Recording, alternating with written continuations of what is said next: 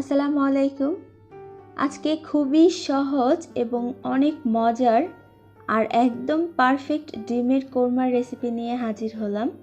আর যারা মাংসের কোরমা খুব পছন্দ করেন, গরু কিংবা মুরগি, তারা কিন্তু এই ডিমের কোরমাটাও অনেক পছন্দ করবেন। তো আজকের রেসিপিটি শুরু করার আগে ভিডিওটি ভালো লাগলে চ্যানেলটি সাবস্ক্রাইব করার অনুরোধ রইল। প্রথমেই আমি চুলায় একটা হাঁড়ি বসিয়ে নিয়েছি। এর মধ্যে দিয়ে দিচ্ছি 1/4 কাপ পরিমাণ সয়াবিন তেল এবং দিয়ে দিচ্ছি 2 থেকে 3 টেবিল চামচ পরিমাণ ঘি। আজ আমি ঘি এবং তেল দিয়ে এই রেসিপিটি তৈরি করব। দিয়ে দিচ্ছি 1 কাপ পরিমাণ পেঁয়াজ কুচি। এই পেঁয়াজটাকে আমরা বেরেস্তা তৈরি করে নেব। চুলার আঁচটা মিডিয়াম টু হাই রেখে বেরেস্তাটা তৈরি করে নিচ্ছি। আরেকটা কথা, ঘি কিন্তু অবশ্যই দিতে হবে। আপনারা চাইলে শুধু ঘি দিয়ে এই রেসিপিটি তৈরি করতে পারেন অথবা আমার মতো দুইটা মিক্স করে নিতে পারেন। পেঁয়াজের কালারটা যখন এইরকম আসবে তখন চুলার আঁচটা কমিয়ে দিতে হবে এবং বেরেস্তাটা খুব সুন্দর ব্রাউন করে ভেজে নিতে হবে। দেখুন, এরকম কালার যখন চলে আসবে তখন উঠিয়ে নিতে হবে। এর থেকে লাল করতে যাবেন না, না হলে পুড়ে যাবে উঠাতে উঠাতে। হয়ে গেছে। এবার এর মধ্যে দিয়ে দিচ্ছি 1/4 কাপ পরিমাণ পেঁয়াজ কুচি। আরেকটা কথা, যারা ডিম ভেজে নেবেন, হালকা ভেজে নিতে চাচ্ছেন, তারা এই পর্যায়ে ডিমটা ভেজে নিতে পারেন। দিয়ে দিচ্ছি 5টা এলাচ, 2টা দারচিনির টুকরো, একটা তেজপাতা মাঝখান থেকে ফালি করে দিয়ে দিয়েছি, আর দিয়ে দিচ্ছি 1/2 চা চামচ পরিমাণ কালো গোলমরিচ। এবার এই মশলাগুলোকে হালকা একটু ভেজে নিচ্ছি যাতে করে এর ফ্লেভারটা তেলের মধ্যে মিশে যায়। ভেজে নেওয়া হয়ে গেলে দিয়ে দিচ্ছি 1/2 কাপ পরিমাণ পেঁয়াজ বাটা। পেঁয়াজ বাটাটা দেওয়া হয়ে গেলে এই পেঁয়াজ বাটাটাকে খুব ভালো করে ভেজে নিতে হবে যাতে করে পেঁয়াজের কাঁচা কোনো গন্ধ না থাকে। যখন তেলটা এরকম ছেড়ে দেবে আর পেঁয়াজটা হালকা ব্রাউনিশ কালার চলে আসবে, তখন এর মধ্যে দিয়ে দিচ্ছি 1/3 কাপ পরিমাণ টক দই,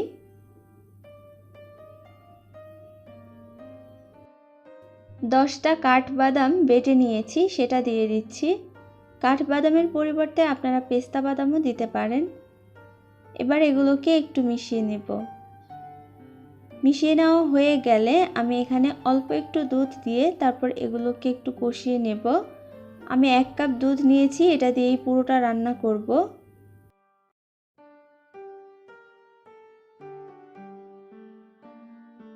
ভালো করে একটু মিশিয়ে নিয়ে দিয়ে দিচ্ছি 1 চামচ রসুন বাটা, 1 চামচ আদা বাটা, দিয়ে দিচ্ছি 1/2 চা চামচ জিরার গুঁড়া আর 1/2 চা চামচ দিয়ে দেব ধনিয়া গুঁড়া। এগুলো দিয়ে আবারও মিশিয়ে নিচ্ছি যাতে লেগে না যায় বা পুড়ে না যায়। দেখুন, আর দিয়ে দিচ্ছি 1/4 চা চামচ মরিচের গুঁড়া। এই মরিচের গুঁড়াটার কারণে অনেক সুন্দর একটা কালার আসবে, প্লাস হালকা ঝাল হবে। এখন তেলের মধ্যে এই মশলাগুলো কষিয়ে নিতে হবে। কষাতে কষাতে দেখবেন একটা সময় তেলগুলো ভেসে উঠবে, কিন্তু এখন মনে হতে পারে কষানো হয়ে গেছে, কিন্তু আসলে কষানোটা হয়নি। আমি দেখিয়ে দেব কখন হবে। দেখুন, প্রায় অনেকক্ষণ কষানোর পর মশলাগুলো দেখবেন এরকম একটু শক্ত শক্ত হয়ে গেছে বা একদম চেপে গেছে, তখন ডিমটা দিয়ে দিতে হবে। আমি প্রায় 6 থেকে 7 মিনিট মশলাগুলোকে কষিয়ে নিয়েছি। একটা জিনিস মাথায় রাখবেন, মশলা আপনার যত ভালো করে কষাবেন রান্নাটা খেতে কিন্তু ততই ভালো হবে। ডিমের মধ্যে হালকা মনে করেন 3 থেকে 4 মিনিট কষাতে হবে। হয়ে গেলে তখন যে 1 কাপ দুধ রেখেছিলাম সেটা দিয়ে দিচ্ছি পুরোটা। দেওয়া হয়ে গেলে একটু নেড়ে মিশিয়ে নিচ্ছি। আর আমি রান্নার মধ্যে কিন্তু এখনও লবণ ব্যবহার করিনি। ঠিক এই পর্যায়ে আমি লবণটা দিয়ে দেব। লবণটা অবশ্যই অল্প করেই দিবেন, পরে দেখে দেওয়া যাবে কারণ এটা কিন্তু শুকিয়ে যাবে। লবণটা দেওয়া হয়ে গেলে দিয়ে দিচ্ছি আস্ত কিছু কাঁচামরিচ। আপনারা যদি একটু ঝাল চান তাহলে কাঁচামরিচ ফালি করে দিতে পারেন কয়েকটা, এতে করে একটু ঝাল অ্যাড হবে। এখন ঢাকনা দিয়ে ঢেকে দিচ্ছি আর মাঝে মাঝে নেড়ে দেব, যেহেতু দুধ দিয়েছি এটা কিন্তু নিচে লেগে যাবে। প্রায় অনেকক্ষণ পর মাঝখানে কিন্তু আমি নেড়ে দিয়েছিলাম, দেখবেন ঝোলটা এরকম শুকিয়ে এসেছে, তখন ঢাকনাটা খুলে ফেলতে হবে এবং এটাকে একটু নেড়ে দিতে হবে। তেলটা কিন্তু এখনও উঠেনি, তার মানে রান্নাটা হয়নি। তেজপাতাগুলো উঠিয়ে ফেলে দিচ্ছি।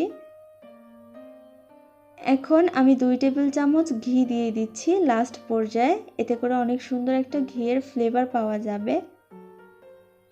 আর একটু নেড়ে মিশিয়ে নিচ্ছি। কিছুক্ষণ পর দেখবেন তেলগুলো ভেসে উঠেছে, রান্নাটা শেষ হয়ে এসেছে। তখন পেঁয়াজ বেরেস্তাগুলো দিয়ে দিতে হবে। আপনাদের মনের মতো বা প্রয়োজন মতো পেঁয়াজ বেরেস্তা দিতে পারেন। আমি অনেকগুলো দিয়েছি। আর ঝোলটা দেখুন, এই পর্যায়ে আসলে বুঝে নিতে হবে যে রান্নাটা কমপ্লিট হয়ে গেছে। ঝোলটা কিন্তু এর থেকে বেশি শুকানো যাবে না। এই রান্নাটা খেতে মাশাআল্লাহ খুবই মজার হয়। আপনারা বাসায় একবার অবশ্যই হলে বানিয়ে দেখবেন। আজকের রেসিপি ভালো লেগে থাকলে চ্যানেলটির পাশেই থাকবেন আর কমেন্টে জানাবেন কেমন হলো। আজ এই পর্যন্তই, সবাই ভালো থাকবেন। আল্লাহ হাফেজ।